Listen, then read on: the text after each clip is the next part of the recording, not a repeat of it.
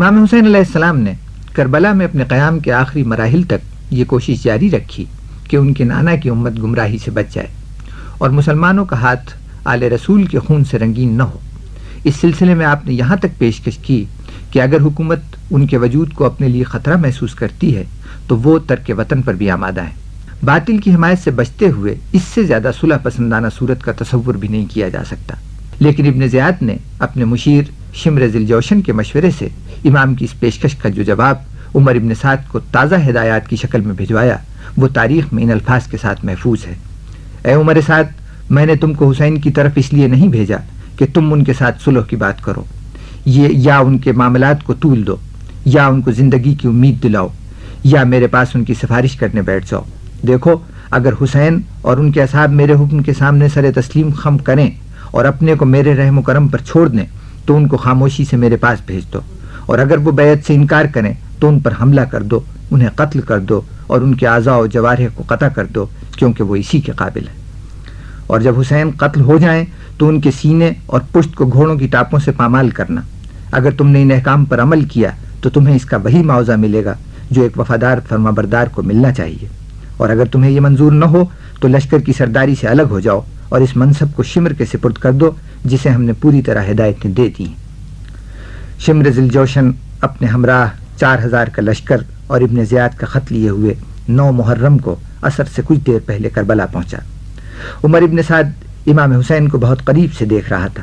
وہ جانتا تھا کہ آپ کے لیے مطالبہ بیعت قبول کرنا ناممکن ہے اور جان دے دینا بالکل آسان ہے، اس لیے اب جنگ کے علاوہ کوئی اور صورت باقی نہیں تھی۔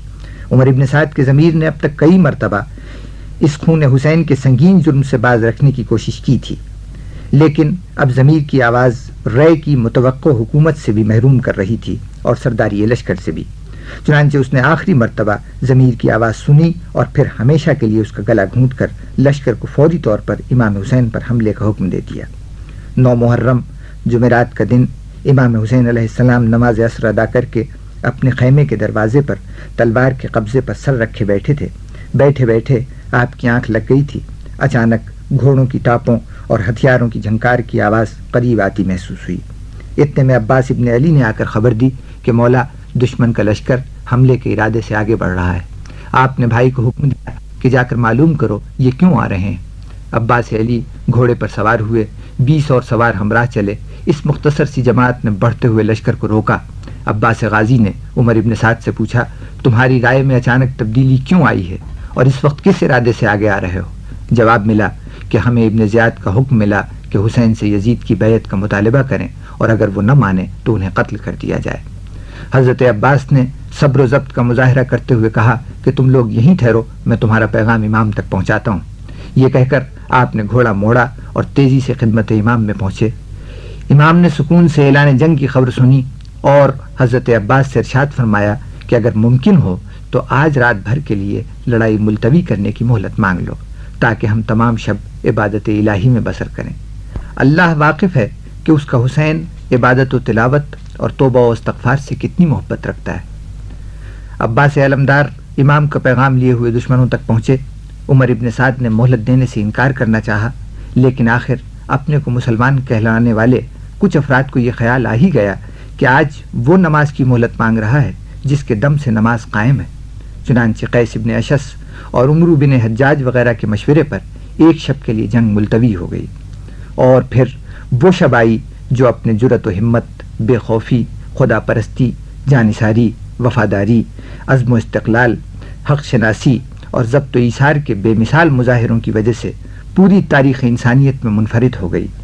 قاسم و محمد جیسے کمسن لڑکے ہوں یا مسلم ابن اوسجا اور بریر حمدانی جیسے ضعیف العمر، سب ایک ہی جذبے سے سرشار تھے، اور وہ جذبہ تھا جلد سے جلد شہادت کو گلے لگانے کا جذبہ۔